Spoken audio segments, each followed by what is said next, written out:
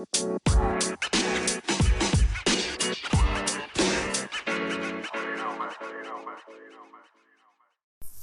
party people, welcome back to the podcast, back to Tomboy Official, day 10, third of the way through, Aina's Keys by Aina Brion.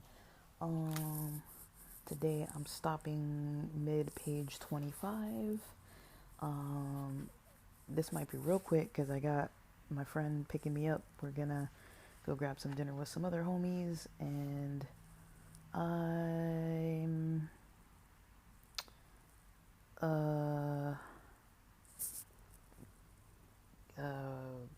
I'm ready to leave. I just gotta put on my shoes and my jacket, so I'm kind of waiting for her to get here. But in the meantime, let's record this thing. So basically, Aina starts talking about, I guess what stuck out to me was fears, different fears that hold people back. And the way she kind of explains it is that, like maybe a parent or loved one did something in the past. In her case, she mentions rejection, feeling rejected by, a parent, and then that led to her fear of rejection in dating situations and job situations, with her career situations. And I kind of found this to be really like an impactful set of ideas, because I'm not, you guys know how I think by now. Like, I'm not saying like, okay, if you have a problem, blame it all on your past, but it's like, or blame it all on the people who raised you or whatever. It's like, at a certain point you become an adult, and it's like you're responsible for yourself, regardless of kind of what you've been going through or what you've been dealing with. Even though people hurt us or do bad things, it's our responsibility to still take care of ourselves and learn from that and heal. And maybe we won't get 100% better, but it's still our responsibility to kind of take action on those things and not just be like, oh, this person did this thing, so I'm going to harbor this and hold it with me for the rest of my life, forever and ever, and never change, or it won't ever change, or working on it's never going to help, or it's too painful to work on it, so I'm just not going to work on it. Like, having a mindset like that isn't going to get anywhere, really, unless things just naturally resolve themselves, which sometimes they might. But a lot of times I feel like we can't really bank on things just kind of naturally dissolving themselves, right? So, yeah, I found that resonated with me, because I find it a really relatable topic. That sometimes people, there are things that are holding you, and it doesn't even have to be like directly like, oh, I'm thinking about this thing that this person did, and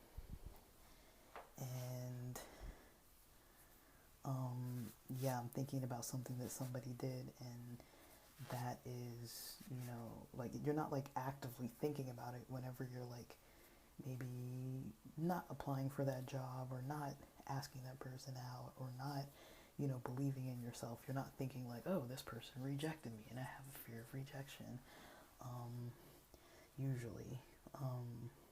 But sometimes I think people kind of like, I don't know, like, it's hard to kind of get into that space of like why we think the way we do, or why we kind of react as we do.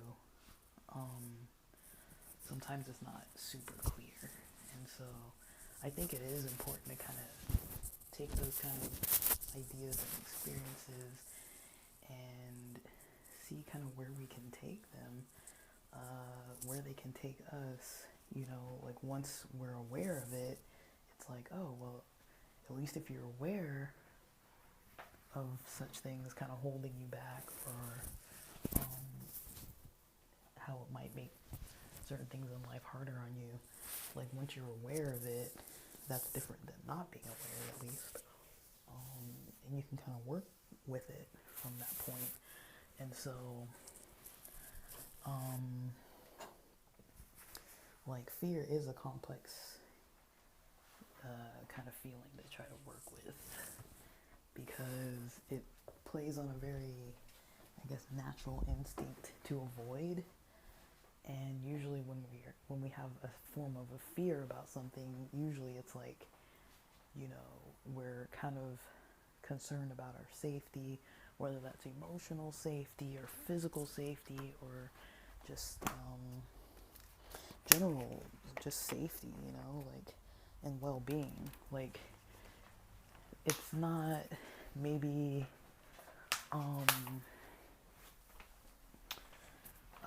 wise to, you know, like you've seen people in like maybe Instagram posts or some kind of online travel posts where people are literally like hiking up to peaks of mountains and taking pictures on like a side of a cliff or a side of a like really steep ledge or something, and it's like, okay, did their mind not tell them like maybe this isn't the best of ideas?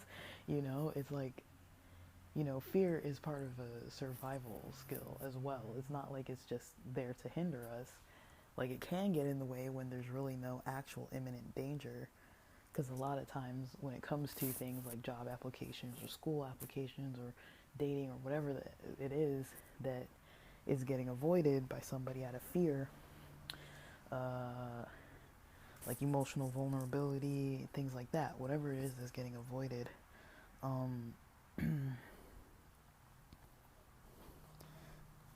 Yeah.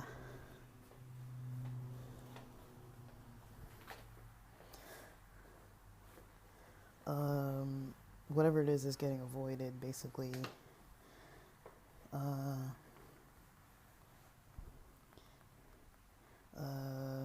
We